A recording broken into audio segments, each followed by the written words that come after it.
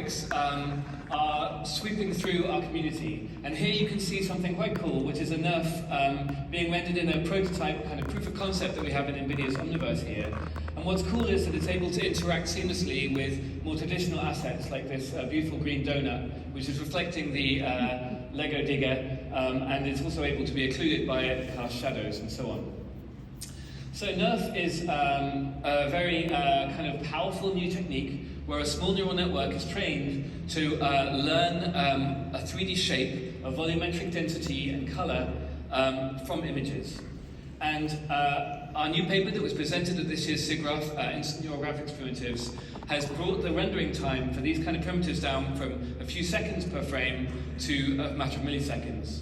But what I think is even more exciting is that the training time, which was originally a few hours, has now been reduced to a few seconds. In fact, we just trained that from scratch. So Isaac, if you could just reset the training, because I blinked and missed it. So that's trained from scratch to pretty high quality. Now, for any of you out there who've done volumetric rendering, NERFs are wonderful because they're bringing back volume rendering to real time.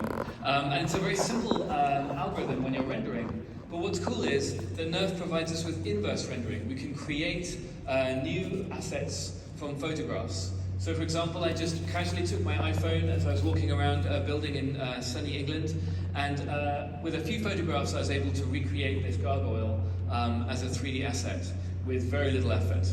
And this is just done with an iPhone, but if you have a bit more time and you're willing to let the model train for perhaps a minute, I should emphasize this is all running in real time, live, of course, on a single RTX 3090 graphics card. So in this case, we trained the model for around a minute, and the quality is extremely nice. And when we saw this, we thought, well, wouldn't it be nice if you could go from waving a camera around to having a reconstructed neural radiance field in a few seconds?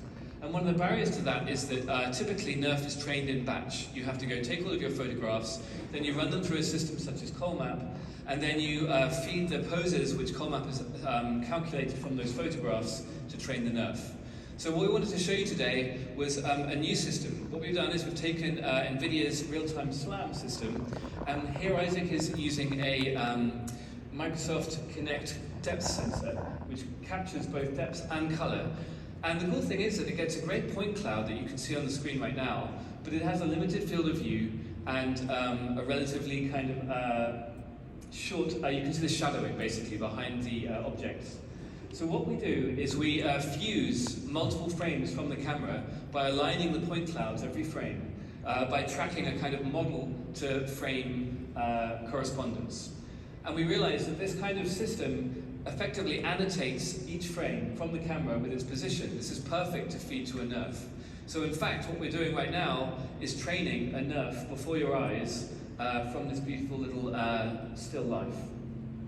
And once Isaac has finished the scan, you can allow the model to continue training. And if we were to wait a little bit longer, I think that a lot of detail will come in. In fact, it's still mind-blowing to me that it's actually able to reconstruct the holes in the back side of the bunny through the holes in the front side. And after only a few seconds, the reconstruction is looking pretty nice. I'd like to emphasize that NERF isn't just a surface model, it's actually fully volumetric and view-dependent. So you get a lovely kind of sheen that can move as you move the camera around, and it's particularly strong at these kind of sort of non-surface-like features such as the flower. Now, this felt a bit too like easy mode, so I'd like to introduce international man of mystery and computer graphics rock star Jem Yüksel, who agreed to be scanned live on stage with his lustrous mane.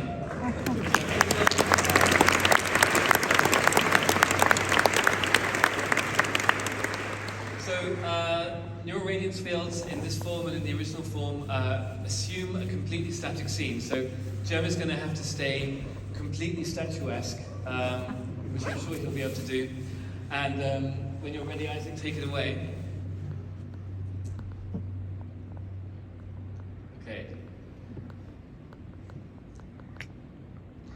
So Isaac is moving in a spiral, and that allows us to capture a fairly nice coverage of the shape. And the wider the spiral, the wider the range of views that we'll be able to render after. So that took all of 5 or 6 seconds, and Jem was admirably still, so you can relax now, Jem. Thank you very much. And you'll be able to see the reflection of his badge. And if we let it train for another minute, I think that you'd find that the detail would fade in and really crisp up on his hair and on the features of his t-shirt. And as you can see, we've actually been able to recreate the 3D model behind as well, which is really nice, even though it was only captured out of the corner of the eye of the camera. Okay, so that's our demo. We're very pleased to be able to present this to you tonight, and I want to thank all my co-authors on the paper and on the NVIDIA Omniverse Slam team. So thank you very much.